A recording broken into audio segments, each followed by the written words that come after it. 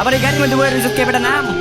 ওই বেটা নাম বটলার বাচ্চা বটলা। ভাই গাড়ি টান দেন টান দেন। বটলার বাচ্চা বটলা, এটা হলো সাজানো গাড়ি, এটা চলবো না, তুই নাম এটাতে নাম। না এই গাড়িটা ভাই ফুটা পাত্তি দেওয়া যাইতেছে, এই গাড়িটা ভালো মতো চলবো। এই বেটা বটলার বাচ্চা বটলা, পুক্তা বাক্তি দেখা গেলে কি ওই গাড়ি বেটা চলে না, এটা ম্যাপের সৌন্দর্য বাড়ানোর লেগে বেটা এই জায়গায় সাজায় রাখছে।